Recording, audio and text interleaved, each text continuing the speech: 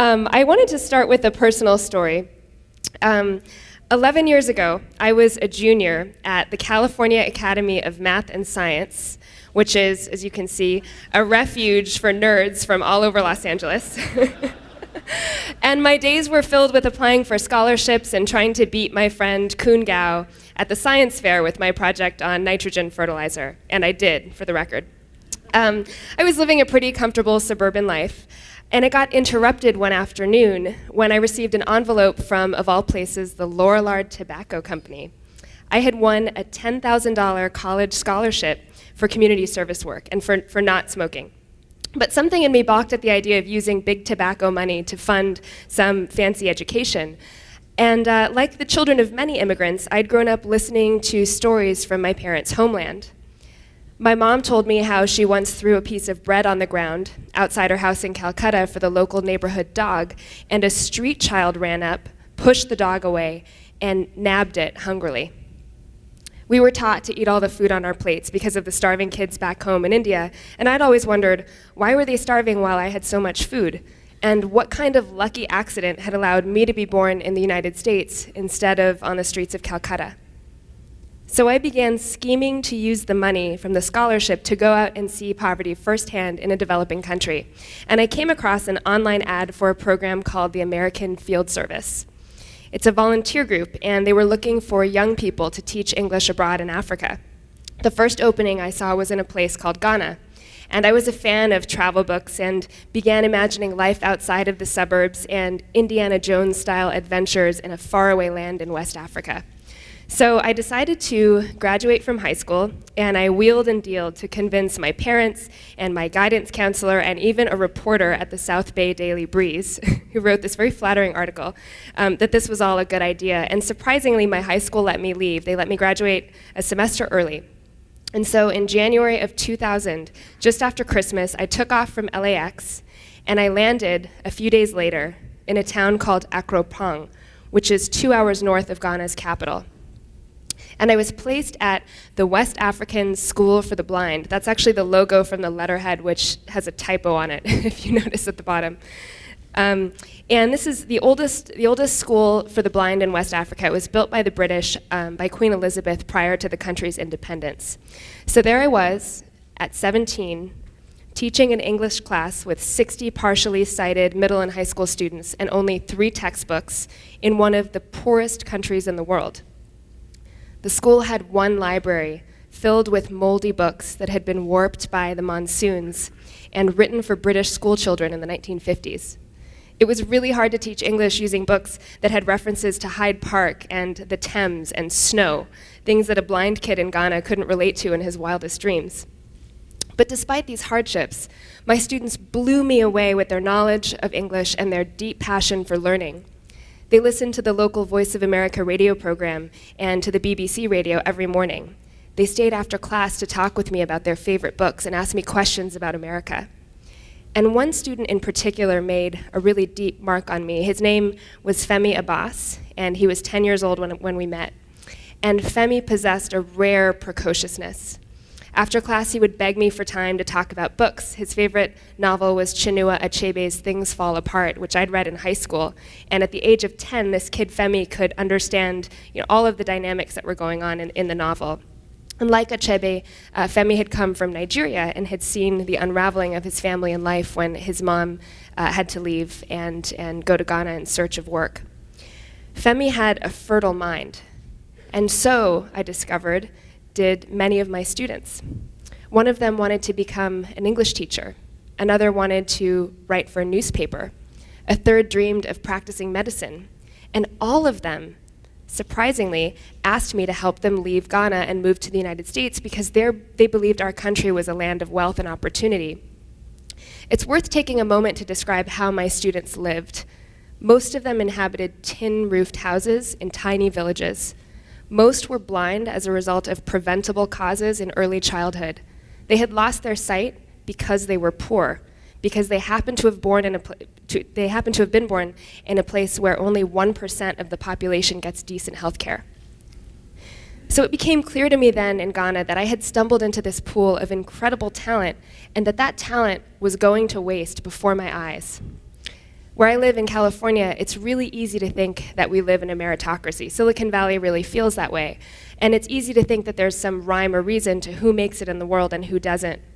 But what I learned during that trip in Ghana is that the 4 billion people who live on less than $3 a day, people like Femi, are poor not because they lack talent, or because they lack the Protestant work ethic, or because they lack the will and the skill to work. They're poor because they lost the birth lottery. So I left Ghana wondering how a country so rich in human capacity could be so badly off, and then I got home and these letters were waiting for me in the mail. I received dozens and dozens of handwritten notes penned by the siblings and friends of my former students who could write. And this one contains a lovely summary of Ghanaian geography, and then asks for money, a calculator, pens, and a box of water. And the author identifies himself as my only friend, which I found kind of funny. Some of the letters asked for bigger ticket items like a Nintendo Game Boy. It was kind of a bold request. This one at least was tempered with a drawing of the Bible. And some of these student authors asked me to send them everything I have and to show them the money. So these letters were surprising to me because Ghanaians are usually pretty polite, but I came home to boxes and boxes of them. And the thing that struck me most was that they seemed to contradict one of the most insidious explanations I've heard about poverty, which is that poor people have a different work ethic. Because these kids were pretty industrious. They had to go and buy these aerograms, they had to go and buy pens, which are expensive in a place like Ghana. They had to write the letters and then go and mail them to me. And I thought, why wouldn't they just get a job, working for their neighbor and doing some chores and earning some pocket money? And what I didn't realize at the time was that these kids were allocating their time and energy rationally. My students realized that in a country where there are few ways to earn a decent living, the most profitable way to spend your time is on asking rich foreigners for handouts. So just to drive this point home, let me show you some numbers. In many parts of Africa, families spend a huge percentage of their income educating 1 or 2 kids. In Kenya, the average amount of money spent on tertiary education is 277% of per capita income. Many families borrow just to put 1 child through school. And in Ghana and Kenya alone, I did the math on this myself, 1 million young people graduate from secondary and tertiary institutions and face 70% unemployment.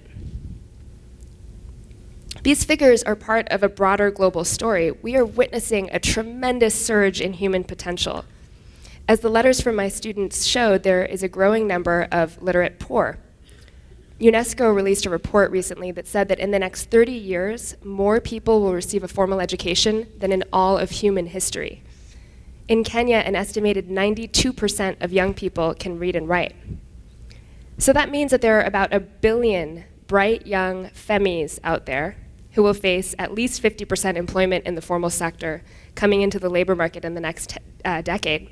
And these young people are just waiting for a chance to use their skills productively. Unfortunately, that chance escapes them. In Africa, nearly 150 million young people are unemployed or working in low-level jobs that keep them poor. So it's no surprise that smart young men and women turn to more unsavory methods of earning money. Not long ago, I read about Sylvester, a former child soldier, who told a reporter that he joined a local militia because he thought he could get paid.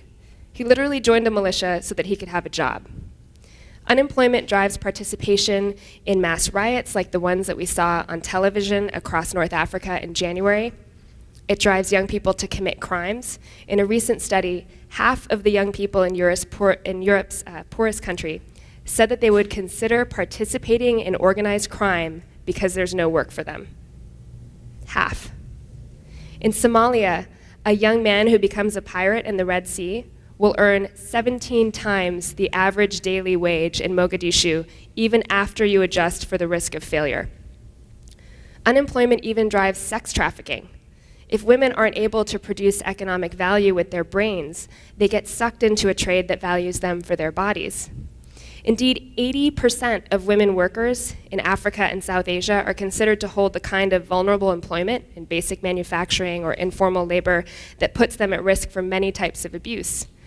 3 million women and girls are sold into sex trafficking each year. And this happens because women are just not seen as economic assets, because they can't attain decent work in their own communities.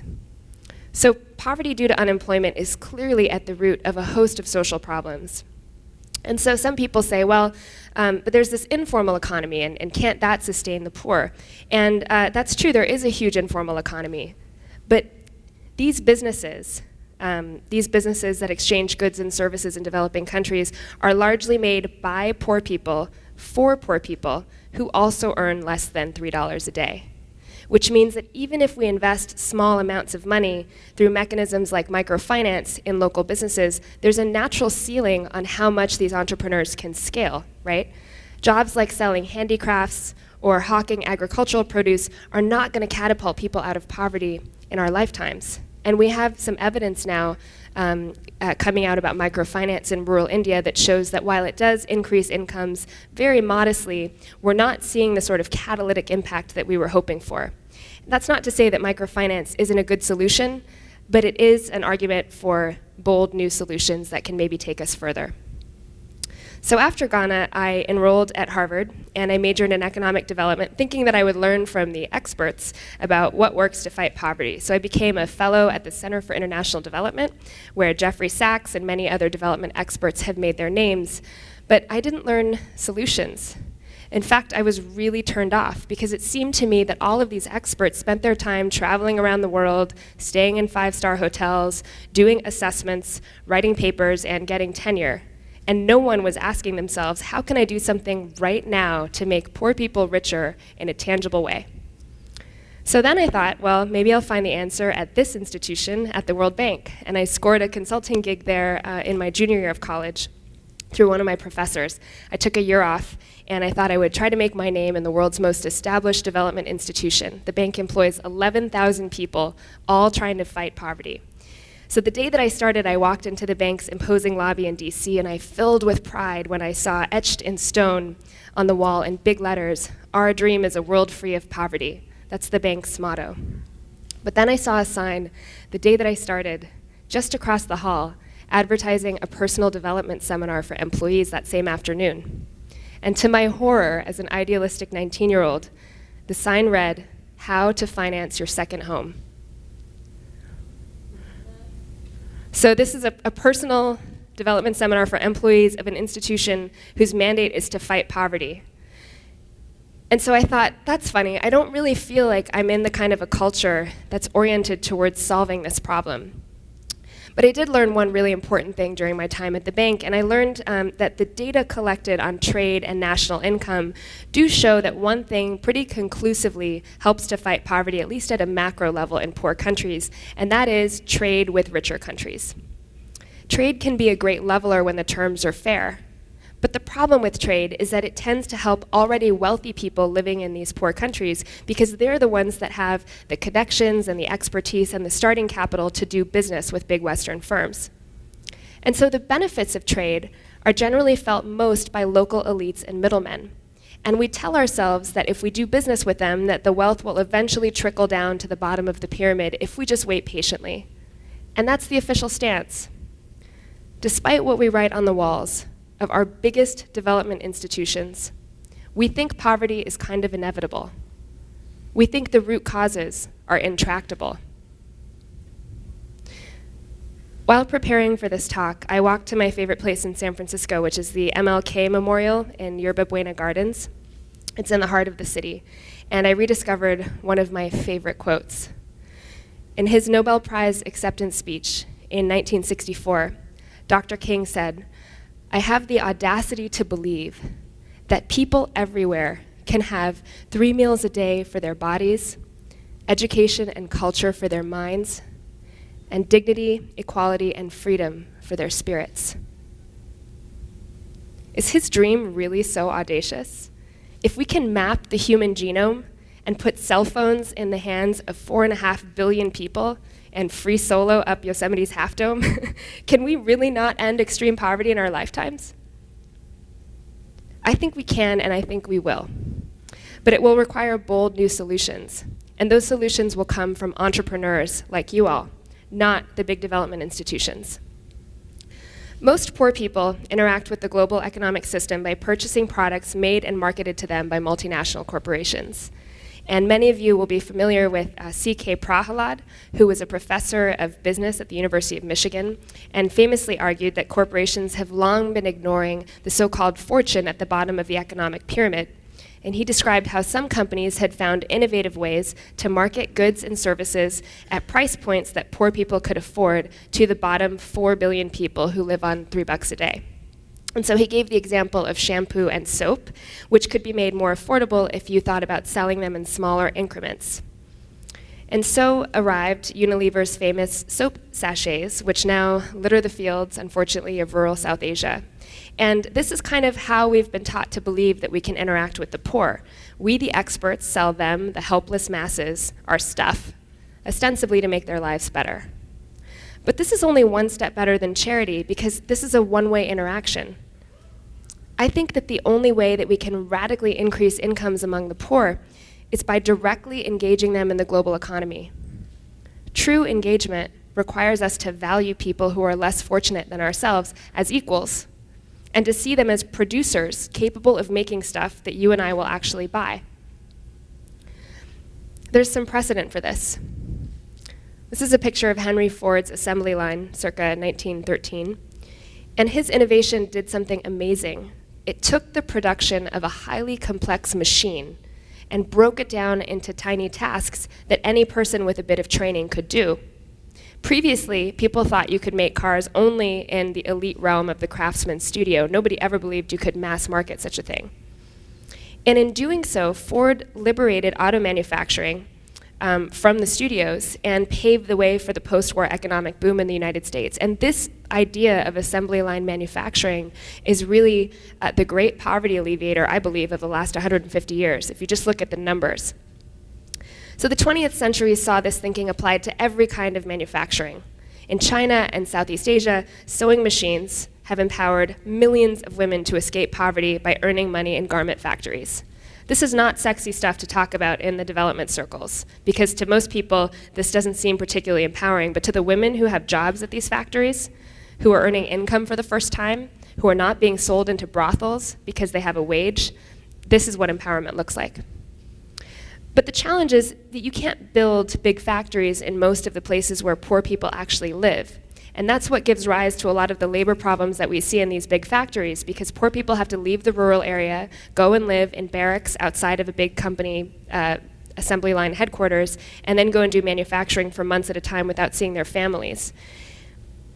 And so if you really want to bring this work to poor people, you have to think about how to take it out of these factories, because you can't bring raw materials in and move finished products out in the rural places where poor people actually live. You need stuff like grid power, you need equipment to build your factory, you need customs officials who aren't going to hold up your orders or slow you down, and generally to pay for all of that infrastructure, you have to have economies of scale at the factory floor level and get lots of people working in the same place at once. And so that's what I used to think. I used to think that this kind of a model would be impossible to implement in most of the places where these 4 billion people actually live. And then I stumbled upon a new kind of work that could employ millions of people living in poverty without making them leave their homes and move into the slums in big cities. And it's called digital work, or business process outsourcing, and the demand for it is enormous. Western companies currently spend billions of dollars on things like data entry and image tagging. This is a $1.3 trillion industry that's created millions of jobs, but the current jobs in outsourcing tend to be in big cities, and they tend to involve middle-class people in centers that look like this one. This industry has created 7 Indian and Chinese billionaires, and many big American corporations have actually made a lot of revenue in this space as well. And it was on a call center floor just like this one that I first realized the promise of digital work to bring opportunity to those who need it most. Right after college, I joined a management consulting firm, and I was shipped off to India to give advice to a company with 12,000 employees that handled back office work for a major travel firm. At lunch one day, I met a worker who told me that one of his coworkers lived in Dharavi. Dharavi is Bombay's biggest slum. It has open sewers and cholera outbreaks and all sorts of terrible stuff goes on there. And you may know it, it's where Slumdog Millionaire was filmed. So there was a guy from that environment who was taking calls for British Airways in a call center that looked like this. And I was reading Tom Friedman's book at the time. I was reading The World is Flat. And I had this epiphany. I thought, the internet's not just a way for us to share information globally. It's a way for us to tap into the brains of billions of people. It's a work superhighway. For the first time in history, it's possible for a kid from the worst slum in South Asia to earn money in this way. So if the model can work in urban India, I thought, what could I do to take it to the slums and rural corners of the world? What could it do for poor parts of our own country, like the Mississippi and Arkansas River Delta region or Detroit? And I began researching the cost of computers and infrastructure. I was surprised by what I learned. We live in an exciting time. Thanks to Moore's law, the cost of computing devices is going down dramatically. The number of computers in the world has now reached over 1 billion, and over 200 million laptops and netbooks were sold last year. This is a picture of a new one that's come out, made by Creation Tech in China, although I've never seen it, and reportedly it's only $65. But we've seen cheap netbooks on the market in Africa for just over $100. So the age of a $100 laptop is here, we're living in it. And sure, these kinds of computers are weak, but if you have the internet, they're really all that you need to tap into this new world of digital work. And speaking of the internet, this is what Africa's telecommunications backbone looked like in the early 80s. You can see that there's not much connecting the continent to the rest of the world. And this is what it will look like by next year. The price for the average Kenyan or Ugandan to get online will go down by 90%, thanks to 2 new fiber optic cables that have landed off the coast of East Africa. And we're already seeing this with some of our partners. If you don't have a link to a cable, you can get a satellite dish. This one is on top of one of our centers in Haiti and shares its space with a family of 5 and their cook stoves. And once you get enough of these cheap computers together and you hook them up to the internet, you get this, which I believe is the modern day factory. So you're probably thinking that there's no way a cyber cafe like Cyber Cafe Linda here could compete with a sophisticated digital work firm because of that problem of scale that we talked about earlier. In a rural part of India or Africa, you can't find 5,000 people to report into one center, and you certainly wouldn't have the infrastructure at a place like this to support that. And the companies that need this work done, large internet companies and data firms, tend to need it done in massive volumes, so they're not interested in outsourcing 5 or 10 tasks at a time. But that's what's so great about the internet. It's opened up new ways of working within business process outsourcing and made it possible for us to work on a per-task basis. We no longer need everyone in the same facility to achieve the same efficiencies as we see on a factory floor. As outsourcing matures, we're seeing more and more work move into the cloud and enable workers to plug into what we call the virtual assembly lines of the future, and they can plug in from anywhere. What the internet does is it reduces the friction of collaboration across all of these different centers and time zones and with a highly distributed workforce. And that allows us to tap into the brain power of a new kind of worker. For a long time, women, people with disabilities, those caring for family members, and others who couldn't leave their homes didn't have much of a chance to work in the formal sector because they needed more flexible arrangements. And the same thing is true of the rural poor. But the task-based economy allows them to plug into the virtual assembly line from smaller computer centers closer to their homes.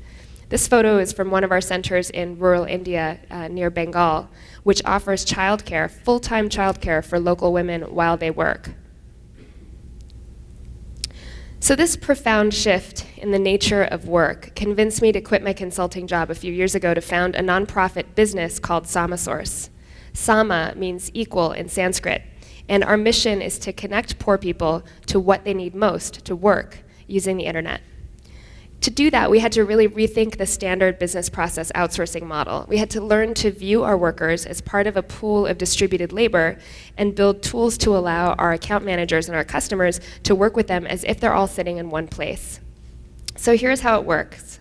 Samasource receives a project from a client. Most of our clients are internet companies based in the Bay Area and the East Coast.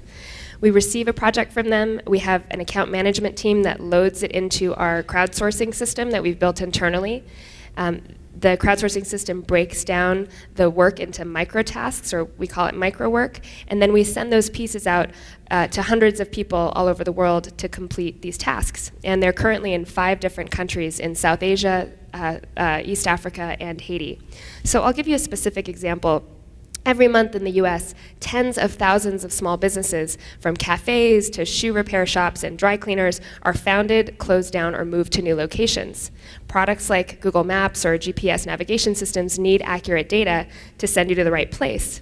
And most of the time, that information already exists online somewhere, but it needs to be mined, generally off the company's own website.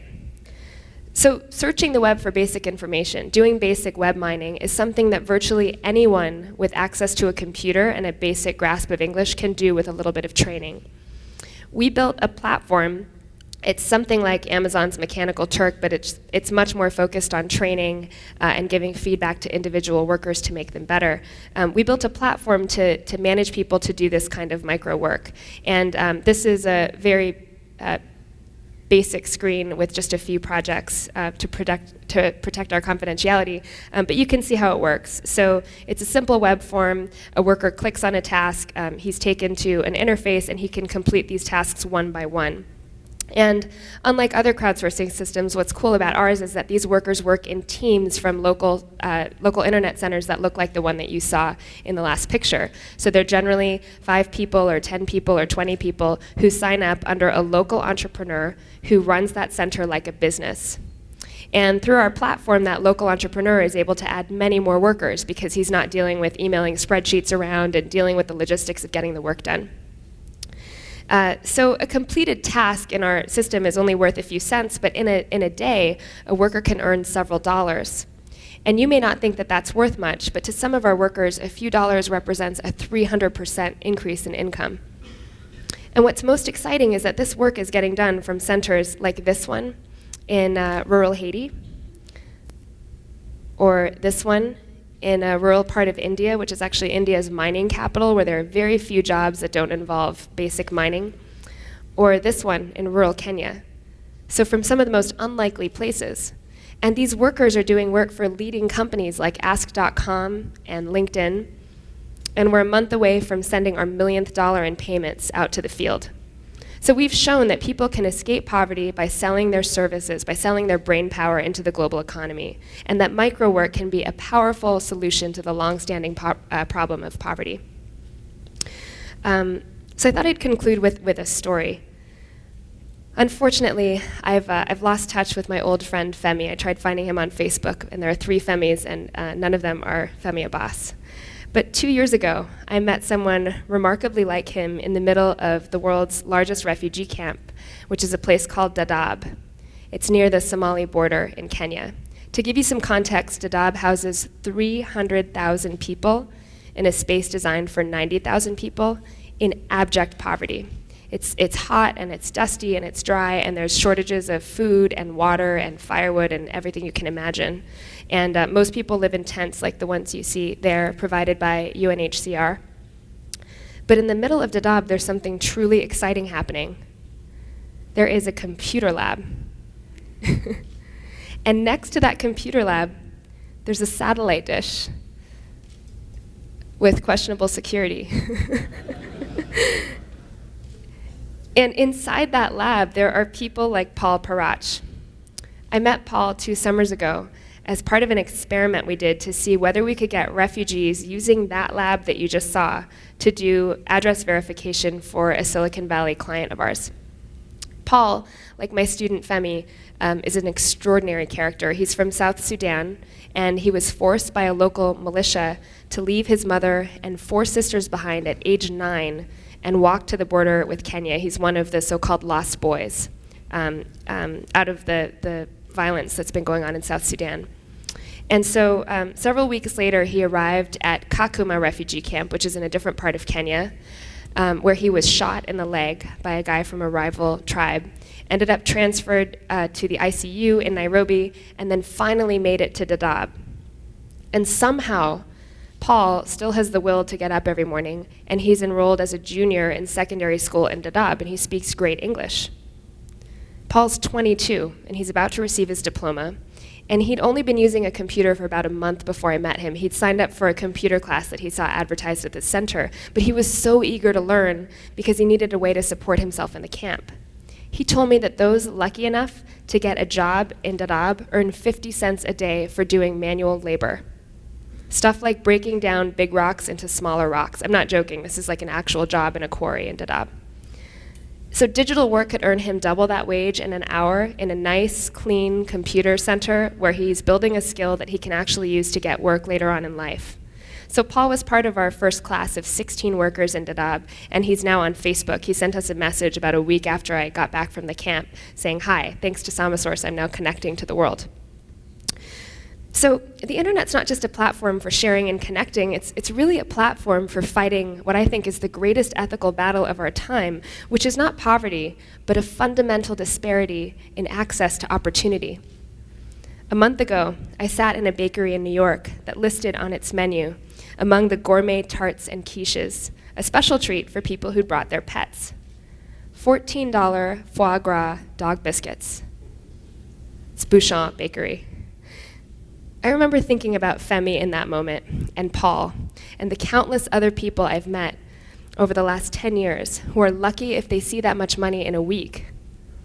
And I remember wondering, how could their productive capacity as people, as human beings, be worth less in the market than a dog biscuit? It's because we're in the infancy of thinking about the 4 billion Femis and Pauls as equals. A brain is a brain, wherever it happens to reside. And if we could figure out how to tap more brains cheaply, we could employ more people in massive numbers, and in parallel, solve some of the great data challenges that computers alone can't handle. But we need to be intentional about fighting poverty, and not hope that it'll happen if we entrust governments and big development institutions with this responsibility. We need good engineers and product managers and business people to join organizations like mine and many other nonprofits like Kiva and Donors Choose and the Khan Academy that are using technology to level the playing field. We need more entrepreneurs to realize that you can build a great company to solve a social problem, just like you can build a great company to build a Facebook app. And we need to remember that it's not all about huge returns and a fast exit. Our dogs don't need to eat foie gras. So I'm going to end with a quote from Howard Zinn, one of our country's great historians who sadly passed away last year. And I think it speaks to the value of social business and entrepreneurship in general. He said, "If we remember those times and places, and there are so many, where people have behaved magnificently, this gives us the energy to act. And if we do act, in however small a way, we don't have to wait for some grand utopian future. The future is an infinite succession of presents, and to live now as we think human beings should live, in defiance of all that is bad around us, is itself a marvelous victory." Thanks.